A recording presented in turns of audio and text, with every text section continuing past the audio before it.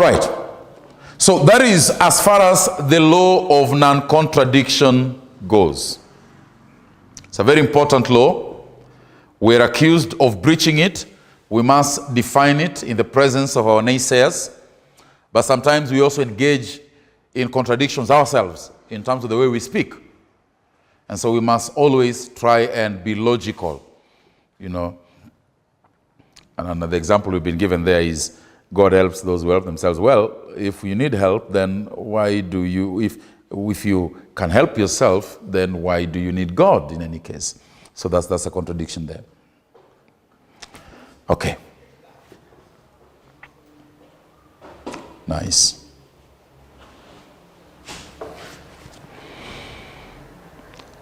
The second law that I want us to consider, and this is going to be very important as we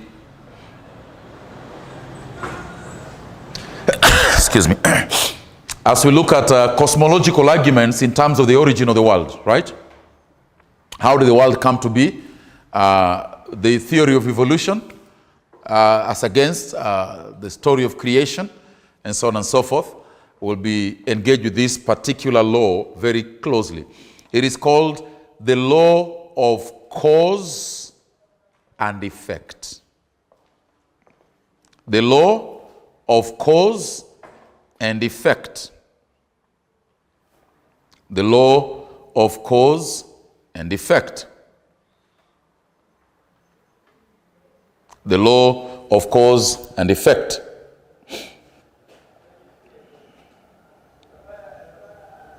The law of cause and effect. Sometimes it is simply called the law of causality. Causality. C-A-U-S-A-L-I-T-Y.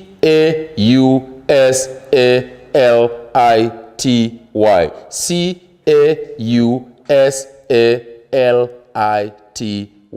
C-A-U-S-A-L-I-T-Y. Causality.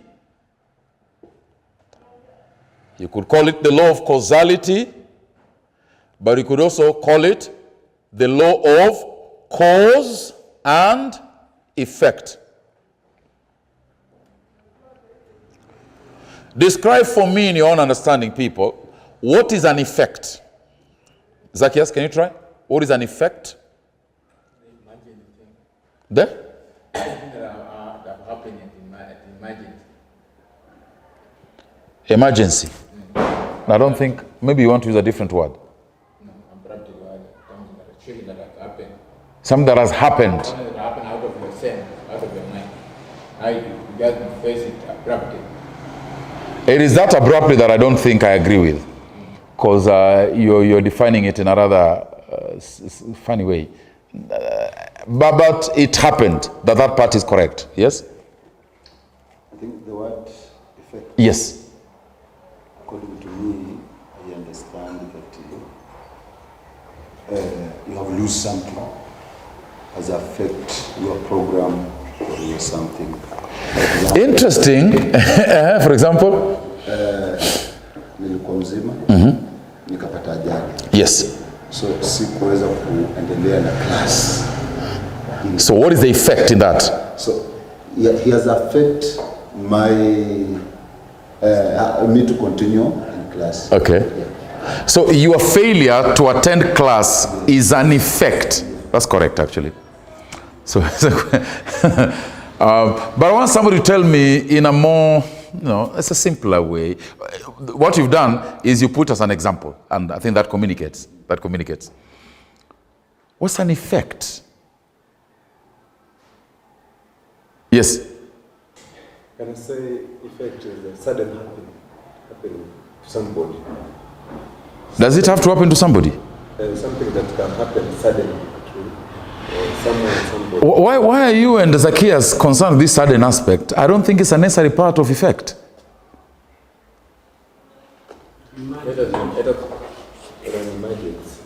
No. No. As an example, is quite correct.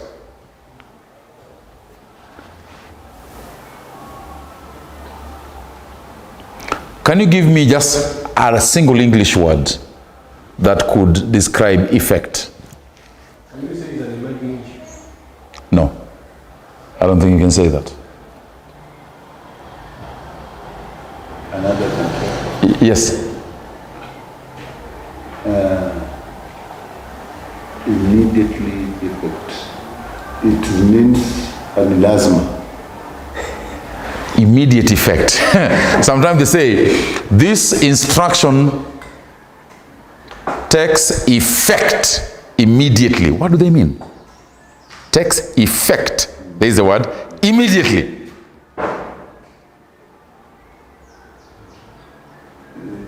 Means that do something. It's a must. No, I don't think that's the thing. I don't think so. Kizungu si mdomo wetu, eh? Yeah.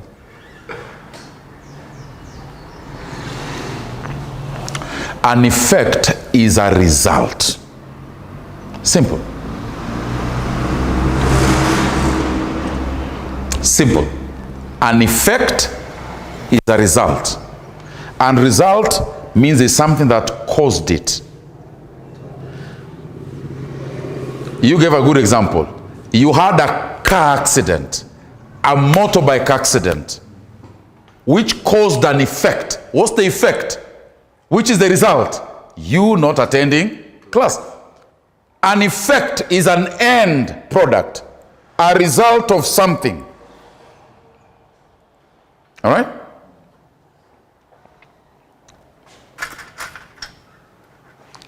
What has happened to those keys? What has happened to them? They've been thrown down, isn't it? That's an effect. But it has been caused by some activity, isn't it? So an effect is the end result of an activity. That's a good way to put it, actually. An effect is the end result of an activity. When you kick a football, pa! What happens to it? What happens to it? It gets in motion. Huh? The law of inertia, everything will remain static under the point unless acted upon by external force. So an external force has acted upon the football, which was stagnant. The effect is it gets into motion. It acquires something it didn't have. You boil water, boil ice, take ice, put it in a sufuria, begin to boil it. The boiling will cause an effect. Will it remain solid? It will become liquid. That's the effect of boiling. Continue boiling it, the liquid will turn into vapor, gas. That's an effect. So an effect is the end result of an activity. In other words, simply put, an effect must be caused. Does that make sense? An effect must be caused. An effect does not happen unless there is a cause. You cannot have a product without a process. The ball cannot get moving unless it's been kicked. The ice does not melt unless it's been heated.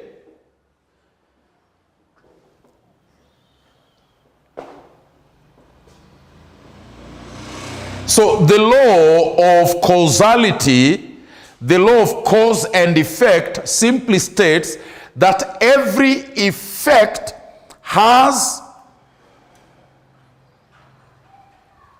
an antecedent cause. Again, I'm missing my pen. Every effect has an antecedent cause. Antecedent means simply something that preceded it, came before it. So I'm seeing a ball rolling. I don't see anybody. I can't say that ball began to roll by itself. Something or someone caused it to start rolling. Maybe somebody who I don't see kicked it and disappeared. Or some winds blew and began to roll the ball. Something or someone caused it to begin motion. The law of inertia is simply that everything retains its current state and property and is stagnant unless acted upon by an external force.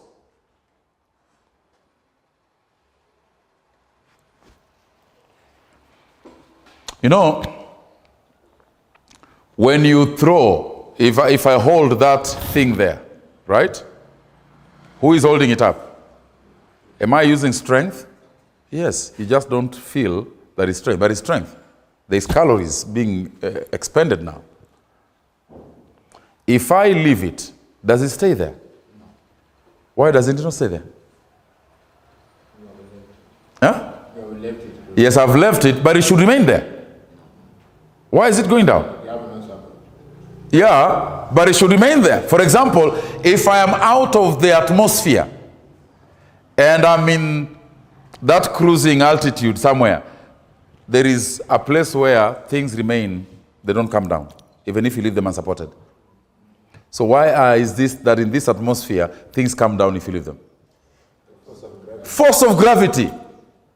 So there's actually something in the earth here pulling things down towards itself. Do I see that thing? Do I see the force of gravity? But is it real? That's what we call the law of cause and effect. You cannot have an effect if there is no antecedent cause, a preceding cause. And we apply that law particularly when you're dealing with the origin of the world. There was nothing. What do you mean? Then why are we here? How did this become? If scientists are telling us now, for example, that there was a time when there was nothing, then there was no one or anything to cause the effect we have now. Now, Nalianya, let's have a conversation, all right? Were you here 50 years ago? You were not here? 100 years? 10,000 years? No. So you came. You happened. Yeah, you happened, isn't it? In other words, Nalianya, my friend, you are an effect. What the law of cause and effect is saying is that there must be a cause for you to be here. And in some shallow level, it may be said the cause is your father and your mother. But really, then, where did they come from? We're going to go back to the grandfather, isn't it? And on to Adam, for those who believe in Adam. But how did Adam get here? From a monkey. Some simple life forms. Okay, where did the monkey come from? From some flagella or amoebic creatures, single-cell organisms. Where did the amoeba and flagella come from? A point of singularity. Where is that? Big rock, Big Bang. Where did the Big Bang come from? We don't know, you see. Your logic fails. Because everything that happens is an effect. And if it is an effect, it has to have a cause. What are we trying to do? We are trying to go back to God. We are defending creation against evolution. Apologetics.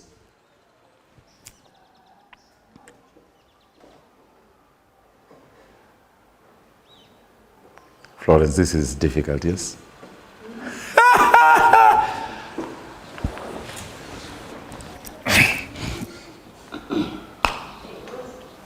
But there's a question, isn't there, Mr. Zacchaeus? There's a question. So, okay, fine, we agree.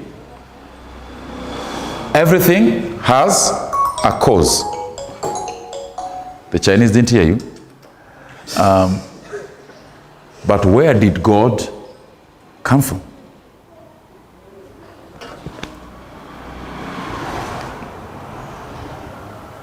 How do you answer something like that? I say, okay, fine, Kevin, it's all right, it's okay. We go back to God. So tell me, where did God come from? According to the law of causality, where did God come from? How do you answer that? Based on the law of causality, the law of cause and effect, because that's the law you're applying in establishing that God created everything. Science is, the evolution is wrong. So somebody challenges you, but then where did God come from then? Who made God?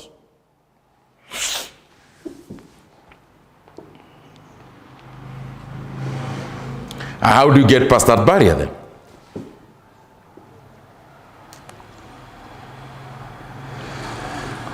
Are you reaching for something, or you're grasping blanks?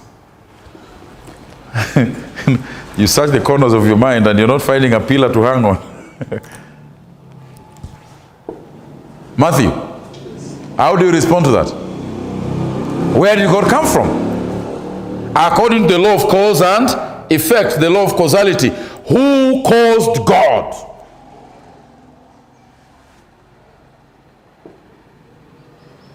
Because surely as we go back, that's where we end, isn't it? At God. And then what? But this is not a difficult thing. You're just getting too much wrapped up in your mind, but it's not a big thing. It's a very simple answer, actually.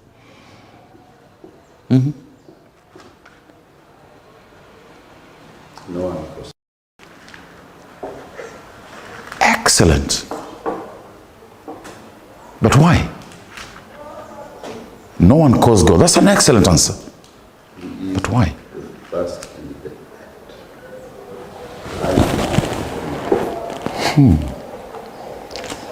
Brother, I like your answer, I really do.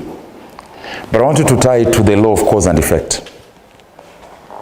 The law of causality. So next, no one caused God, because God is Alpha and Omega. God is the first. But still, you have not tied that to the law of cause and effect.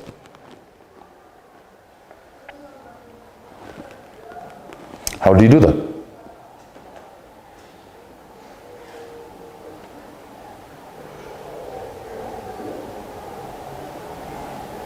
A philosopher called David Hume, I think it's a Scotsman, struggled with this question, and I think he misapprehended it and went into all sorts of problems.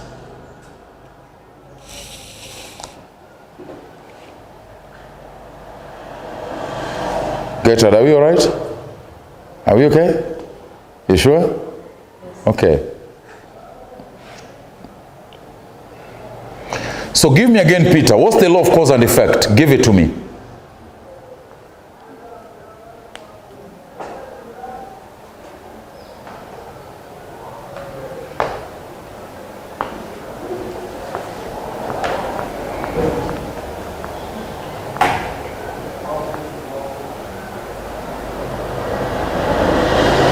You also reaching for blanks? I thought you wrote it down. Did you not write that law down? The law of cause and effect?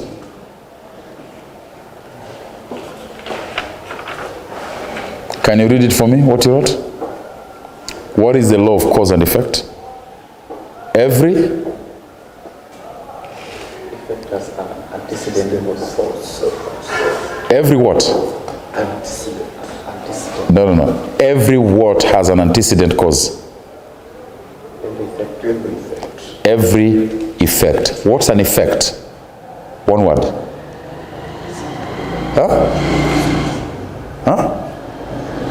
Result.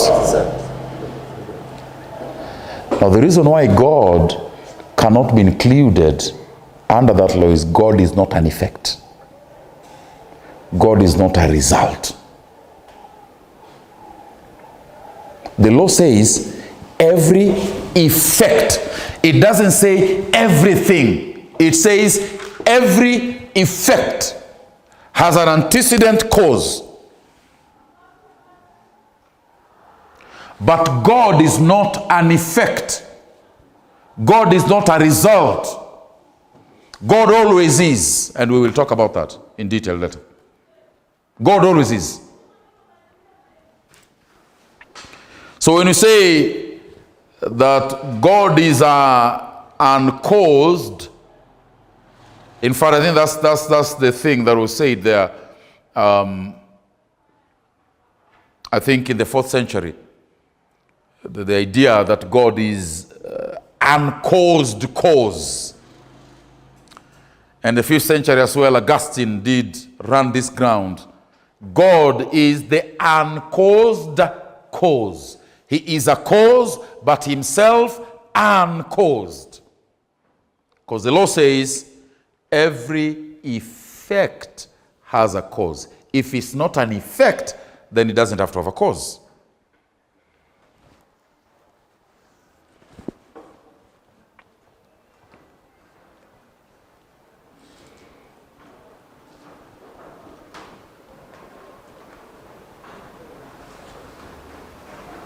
But that will bring us into all sorts of questions. For example, in terms of wanting to understand then how can God exist without being caused?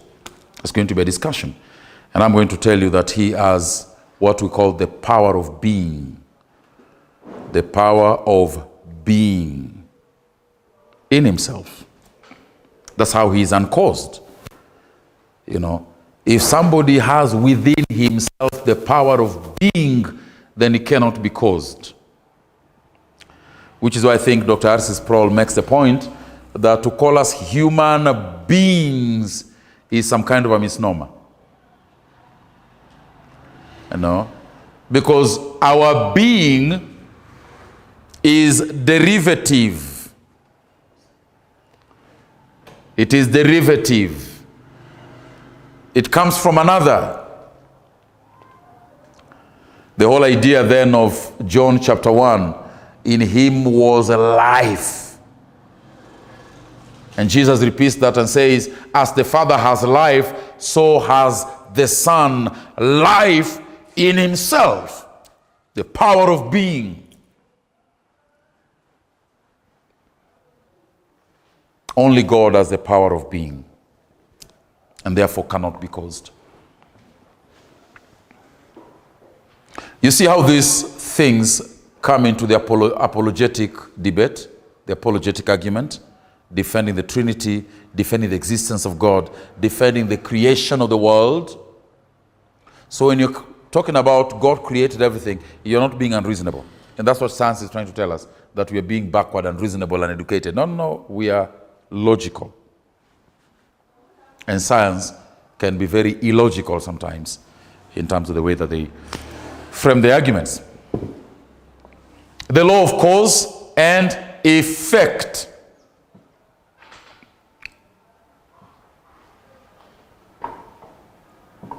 Any question there? We'll apply these things, don't worry. Just enumerating them now.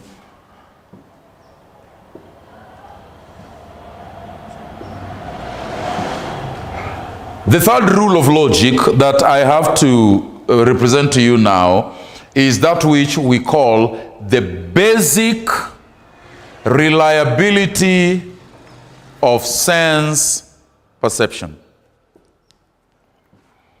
The basic reliability of sense perception. Basic reliability of sense perception.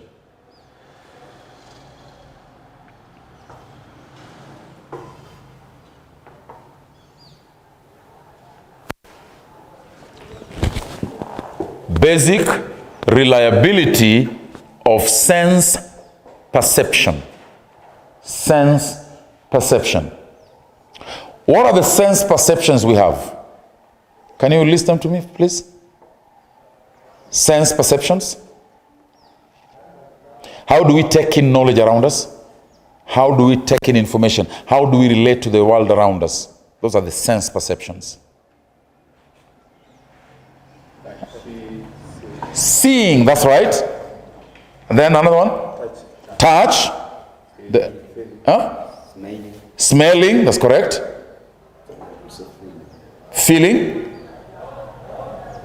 No, touch, I think would be feeling. Smelling, sight. Hearing. The other one? Taste. So go those 5 senses, isn't it? The law of basic reliability of sense perception simply tells us that those 5 senses are basically reliable.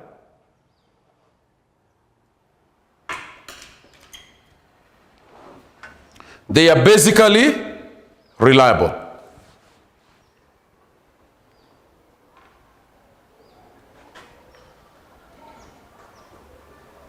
Now I want to define terms, because it's very important that we do that.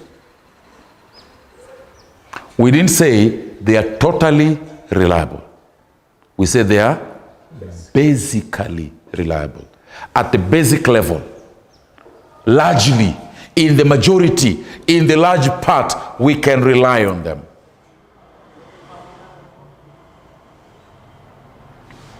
Let me tell you what I mean, okay? When I live here, I'll be driving my car.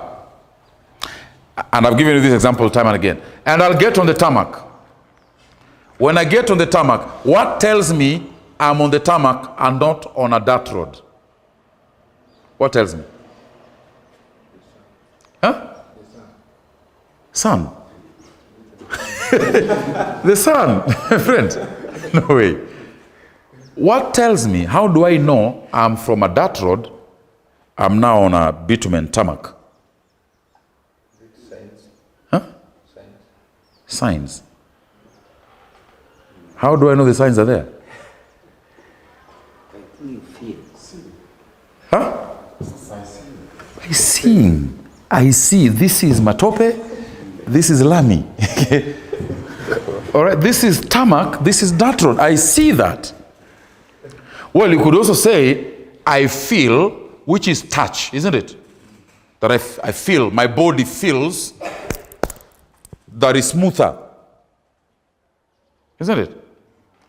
And is it true that I'm on the tarmac when I'm seeing tarmac? Yes. I can basically rely on my senses. Let's qualify that. The example I usually give you, when you are leaving Mwitoti, heading towards Shanda, it's a very straight road, and the sun is hot, beating on the tarmac. What do I see ahead of me? Pools of water. But are there pools of water? You see, so I can rely on my senses, but I may not rely on my senses as well. So we say basically reliable, largely reliable.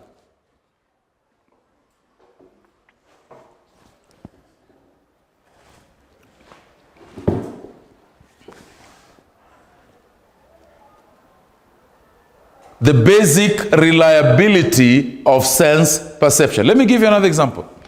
And this is what a very old theologian and philosopher, St. Aurelius Augustine, used, I think. And we also use it, in fact, in physics. When we're talking about refraction of light. When you take a knife and put it in the water, some kind of a jug of water, transparent. When you look at that knife, how does it look? It's bent, isn't it? But is it really bent? So your eyes can see what is not true, depending on the circumstances. It's called the bent or analogy. That's what it's called in science. The bent or analogy. It's a refraction of light causing you to be confused. Your mind sees something that is not true. But does that make you say, I don't trust my eyes? It doesn't, isn't it? Though your eye is telling you something that is not true, there are ways you can explain it. Right? That's called the basic reliability of sense perception. Now, why is that important? Why is that important? That's important because some philosophers came up with a philosophy, a concept that the things we see are basically illusions. Life itself is an illusion. You, Mr. Fred, are an illusion. You don't exist. You think you exist, but you don't exist.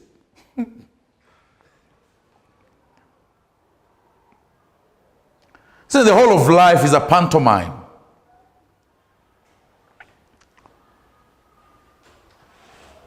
You shake Matthew's hand, and you think he's there because you're shaking his hand. Sorry, he doesn't exist. And so they were saying, reality does not exist. So creation doesn't exist because, sorry, what you see is an illusion. It's meaningless.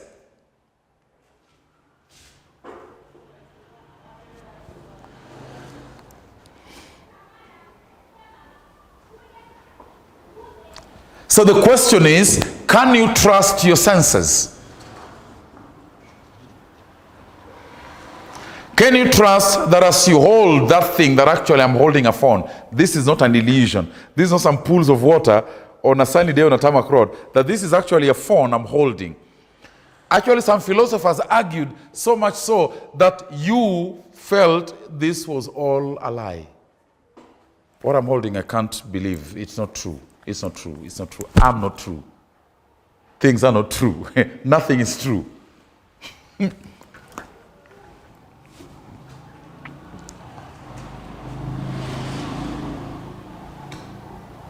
And so, for example, René Descartes, this is one of those philosophers, contributed immensely to this debate. And René Descartes, by the way, was only kind of expressing what had been expressed before him by Saint Aurelius Augustine. That in fact, reality exists. Remember the law of cause and effect, right? If there is an effect, then there is a cause.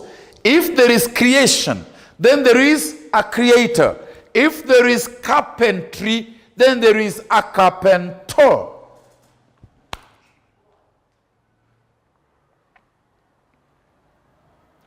So really, the first place of our argument, the first place of our reflection must surely be this: do we exist?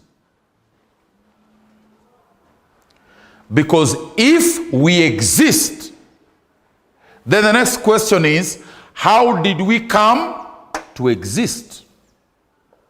And if we ask, how did we come to exist, then in fact, we are having a discussion on whether God exists or doesn't exist. Because ex nihilo nihil fit. Out of nothing comes nothing. And if there is something,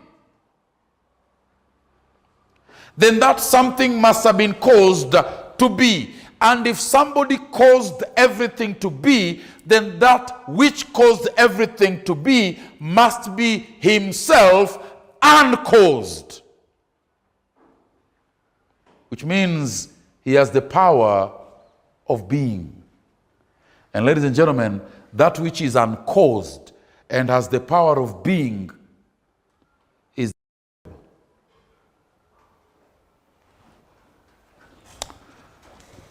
So we must begin, I think, and I agree here, with classical apologetics, as opposed to presuppositionalism, that we've got to begin with our existence. And that's the only place, again, that we can begin.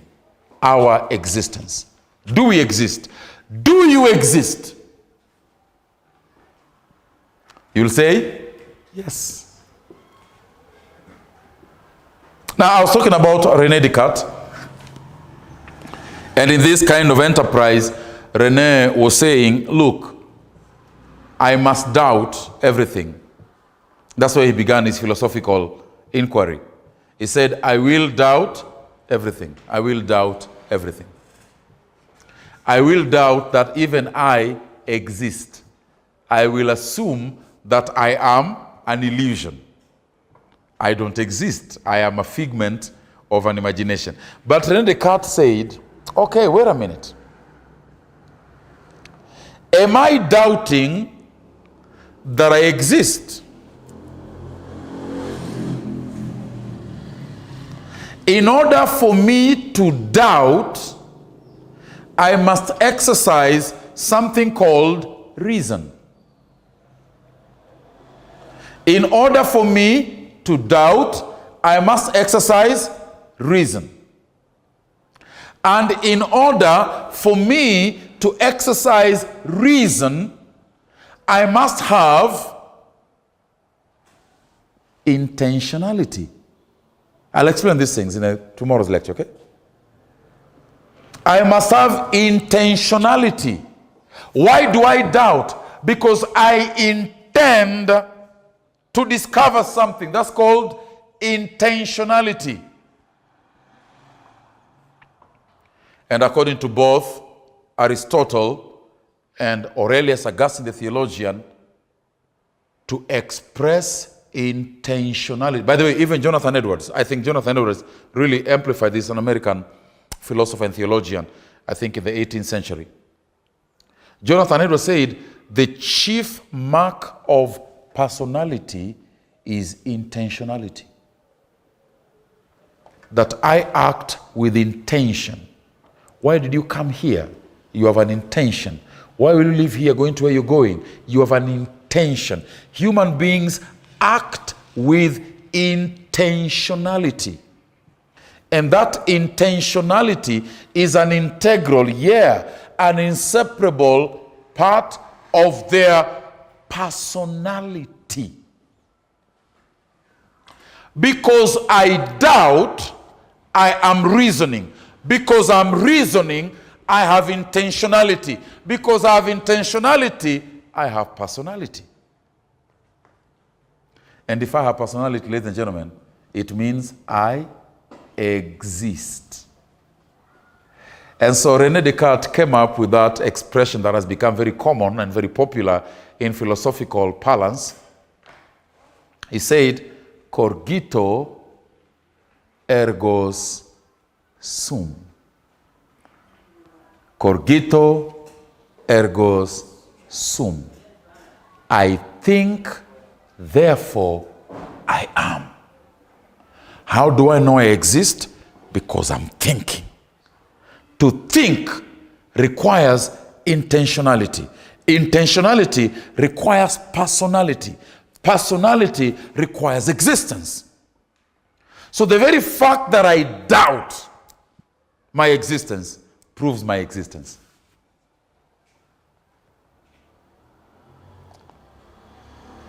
Now that's important, because if I exist, then the question becomes, how did I come to exist?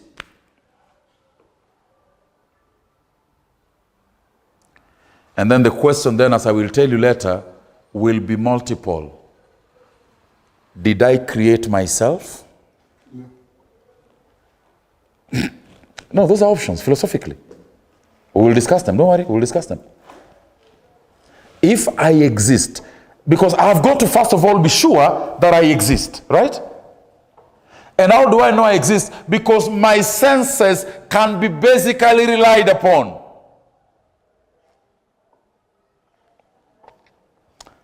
If I exist, then explaining my existence will require several theories. One, that I created myself.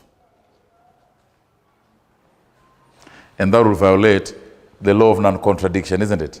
Because for me to create myself, I must exist in order to create me. So I cannot create me out of non-existence. So you can put that out. The other option is that I was created by something or someone who himself has the power of being.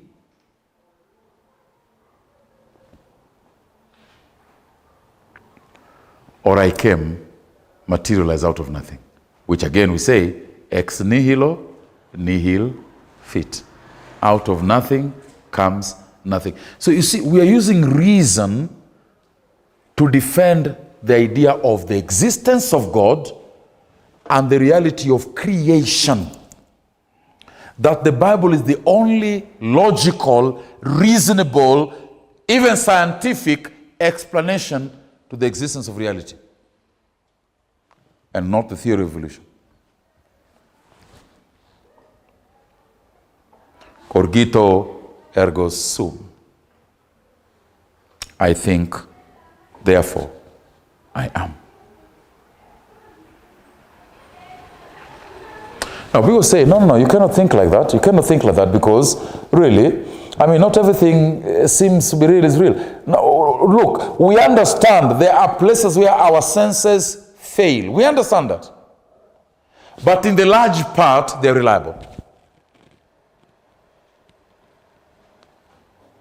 The world is what it is. By the way, this is so important. A cat is a cat, ladies and gentlemen. Because I see that it is a cat, my senses are basically reliable. It's not some kind of a demon. You know. An owl, bundi, is an owl. Don't attach other things to it, please. Basic reliability of sense perception. I think I'm going to stop there.